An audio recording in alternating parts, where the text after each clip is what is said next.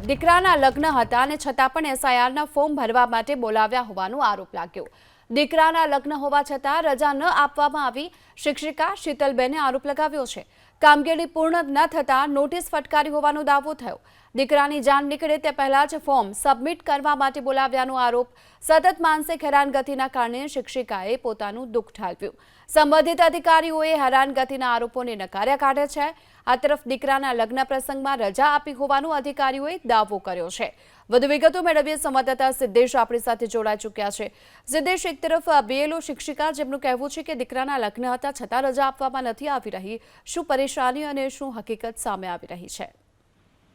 જી, જલાલપોર વિસ્તારના બીએલઓ છે શીતલ પટેલ નામના શિક્ષિકાને કામગીરી સોંપવામાં આવી હતી।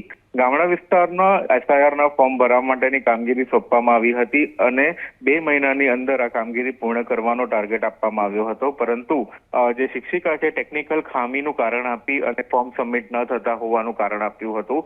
ત્યારબાદ દીકરાના લગ્નમાં જે છે એ રજા ન આપી હોવાના ગંભીર આક્ષેપો કરવામાં આવ્યા છે। સમગ્ર મામલાને લઈને જ્યારે સંબંધિત અધિકારીઓને પૂછવામાં આવ્યું ત્યારે પૂરતો સમય આપવામાં આવ્યો હતો, રજા આપવામાં આવી એ પ્રકારની વાતો કરવામાં આવી છે, પરંતુ શિક્ષિકાના ગંભીર આક્ષેપ કરવામાં આવ્યા છે કે પારિવારિક જે છે પ્રસંગોમાં પણ હેરાનગતિ કરવામાં આવી રહી છે, જેથી કરીને શિક્ષિકાની તબિયત બગડી છે। હાલ એને નવસારીની ખાનગી હોસ્પિટલમાં સારવાર અર્થે ખસેડવામાં આવ્યા છે, જ્યાં એની હાલત સ્થિર છે। અવારનવાર માનસિક પ્રેશર આપતા હોવાના પણ આક્ષેપો ગંભીર કરવામાં આવ્યા છે।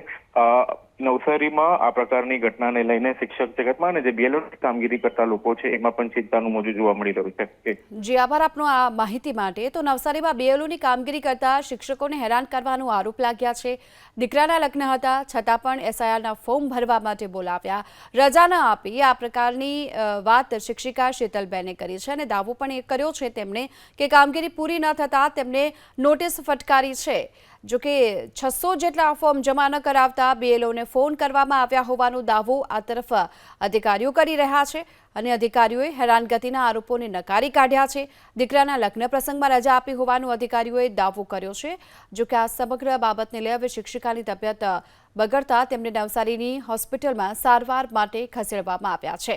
વધુ એક બીએલઓ અધિકારીને હેરાનગતિ હોવાનો આરોપ લાગ્યો છે નવસારીમાં, કે જ્યાં તેમને દીકરાના લગ્ન હતા છતાં ફોર્મ ભરવા માટે બોલાવ્યા, તેમને રજા ન આપી શિક્ષિકાએ આ આરોપ લગાવ્યો છે અને નોટિસ ફટકારી હોવાનો તેમણે દાવો કર્યો છે। સામે અધિકારીઓનું કહેવું છે કે હેરાનગતિના આરોપો ખોટા છે, તેમણે નકારી કાઢ્યા છે આ પ્રકારના આરોપોને અને આ સાથે જ તેમને પૂરતી રજા આપી હોવાનો અધિકારીઓએ દાવો કર્યો છે। 600 જેટલા ફોર્મ તેમણે જમા નહોતા કરાવ્યા અને તેના કારણે તેમને ફોન કરવામાં આવ્યો હોવાનો સંબંધિત અધિકારીઓએ દાવો કર્યો છે। તો નવસારીમાં બીએલઓની કામગીરી કરતા શિક્ષકોને હેરાન કરવાનો વધુ એક વખત આરોપ લાગ્યો છે અને જે વોટ્સએપ ચેટ પણ સામે આવી છે અને તેમાં પણ જે પ્રકારે તેમની પાસેથી પૂછવામાં આવી રહ્યું છે કે તેમને કુલ કેટલા ફોર્મ ભર્યા છે, તેમનું મેક્સિમમ જે બાકી છે આખું કામ, તેના વિશે પણ આ ચેટમાં તેમણે વાત કરી હોવાની જે સામે આવી રહી છે। આ મેસેજમાં જોઈ શકાય છે કે કાલે રૂબરૂ હાજર થવાનું છે, આ પ્રકારની વાત જે કરવામાં આવી છે તેમને જાણ કરી અને મેસેજ આ પ્રકારના કરવામાં આવ્યા છે અને આ તરફ સંબંધિત અધિકારીઓનો એ પણ દાવો છે કે તેમના 600 જેટલા ફોર્મ બાકી છે અને તેઓ શું કામગીરી કરી રહ્યા છે તેને લઈ આ મેસેજમાં તેમના સવાલ કરવામાં આવી રહ્યો છે।